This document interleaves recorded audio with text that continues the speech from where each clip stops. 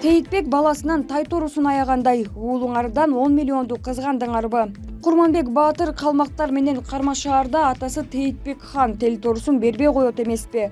Бул деген каразгөйлүк менен карасантайлык, чыккынчылык менен кыянаттык катары сүрөттөлгөн кичи эпостогу драмалык эпизод. Мунун мааниси өтө терең.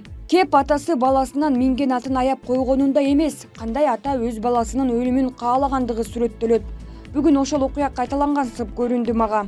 Албетте жолго аттанып аткан эч ким жок дечи. Бирок кыргыздар душман көзүнө жаманын жашырып, жакшысын ашырган эл эмес белек. Тескерисинче коробой жүргөн акча беле. Бир жолу тиштенип сырттан келген коноктор үчүн жакшынакай ант берсин деген эч ким болгон жок. Эртеңкибизди ойлобой эле күнүмдүк жашап калдык. Алар деле кыргыздар теңине албай койду дешпейби? Деген эч ким жок. Башка өлкөлөрдүн океан кечип келген президенттерин кой, тоонун аркы бетиндеги кудан келсе жокту бар кылган пейлиң бар эмес беле? Дүркүрөтүп тоюңа миңдеген конок чакырып 10 миллионду 4 саатта чачып салган жайыбыз бар эмес беле? Бул деген өлкөнүн намысы да, бул деген элдик майрамда. Же байкуш болуп көрүнөлү дедикпи? Мусапыр экен дешсинби? Кредит берет дедикпи? Же Тейтбек баласынан тайторусун аягандай, уулуңардан 10 миллионду кызгандыңарбы? Анча болду, эмне кийип келишин дагы айтып койгула. Бул албетте тек гана жеке оюм. Инаугурация Тургай үй бүлөсүнүн 1 айлык чыгашасы менен кирешесин санабаган кыргызга эмне болду дейм да. Буга чейин президенттер деле мамлекеттин эсебинен өткөрүп келген инаугурациясы үчүн ого бетер жек көрүүгө туура келет экен да. Анын чыгымы канча экенин буга чейин ким билет эле? Билбей калсак болбойт беле? Кайсы кара курт берди бул маалыматты? Эми аны айтпаса деле түшүнүктүү. Намыс үчүн 10 миллион сом деген эмне? 10 миллион сомду 100 миң шаар тургундарына бөлө келсе 100 эле сомдон тие турган тыйын экен. Миллиардтар желип турганда унчукпаган бизге эмне болду? Чет өлкөдөн канчалаган коноктор келет. Протокол деген бар да, талап эреже деген бар да, билбейм деге. Замир Казакбаев, Булак медиа центр чекиткейжи. Айсулуу Тыныбекова, биз жашаганды билбейбиз. Бул туурасында спортчу өзүнүн социалдык баракчасына жазып чыкты. Кээде ойго батып калам, биз жашаганды билбейбиз көп учурларда. Элдер бир нерсенин эле аркасынан чуркап жүргөндөй, бир нерсеге эле шашып жүргөндөй акыркы учурларда. Байлык, мансап, атактуулук акчанын аркасынан жүргөндөр, ден соолуктан өткөн байлык жок достор. Күнүңөр көңүлдүү улансың. Кандай гана керемет жерде жашайбыз. Булак коом чекит пресс. Дагы бир чиновниктен 20 батир 3 хан сарай аныкталды. Транспорт министрлигинин алдындагы жол чарба департаментинин директоруна карата мыйзамсыз баюу боюнча сотко чейинки өндүрүш башталды. Бул тууралуу УКМКнын маалымат кызматы билдирди. Маалыматка ылайык ИШМ мамлекеттик кызматта иштеген мезгилинде кымбат баалуу кыймылдуу жана кыймылсыз мүлккө көп сандаган бодо малга ээ болгон. Жалпы чыгым расмий кирешеден ашат. Шектүү бардык мүлктөрдү расмий кирешеси жок туугандарынын атына каттаган. Алар Бишкектин борбордук бөлүгүндө 3 особнякты жана бизнес класстагы автоунааларды, дагы бир сарайды жана 20дан ашык батирлерди алышкан.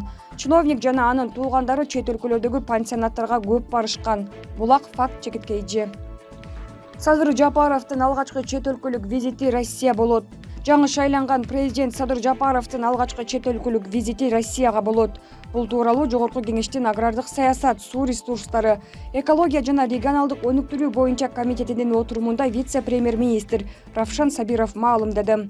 Анын билдирүүсүнө караганда, визиттин жүрүшүндө талкууланчу негизги маселелердин бири газ болот. Эгерде аталган маселе талкууланса, анда биздин эл үчүн жакшы жактары көп болот, деди ал. Булак Говори Чекит ТВ. Финпол авиабилеттин баасы негизсиз кымбаттаганын аныктап териштире баштады. Финполдун кызматкерлери Борбор калаадагы Бишкек-Москва багыты боюнча 67.800 сомго авиабилет сатып алышкан. Финансы полициясы авиабилеттердин баасын негизсиз кымбаттаткан фактыларды аныктоо иштерин жүргүзүп баштады. Бул туурасында аталган органдын маалымат кызматы билдирди.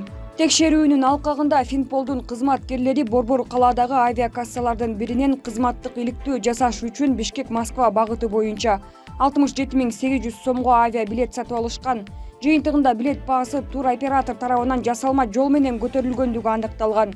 Алар суроо талаптын жогору болушунан пайдаланып авиабилеттердин баасын мыйзамсыз түрдө кымбаттатканы айтылат. Бул факт кылмыш жана жоруктардын бирдиктүү рейстерине катталып сотко чейинки өндүрүш ачылды. Азыркы тапта республика боюнча ушул сыяктуу фактыларды аныктоо иштери жүрүп жатканы белгиленет. Булак Спутник чекиткейжи. Бишкекте жол кирени кымбаттатуу аракетине каршы акция өттү. Бишкек шаардык мэриясынын алдында маршруттук таксинин жол акысынын жогорулатуу аракеттерине каршы акция уюштурулду. Каршылык акциясынын катышуучулары мэрия жана мэрдин милдетин аткаруучу Балбак Төлөбаев карапайым жарандардын пикирин эске албай жатканын, иш таштоого барган маршруттук таксинин айдоочуларынын жетегинде калганын билдиришти.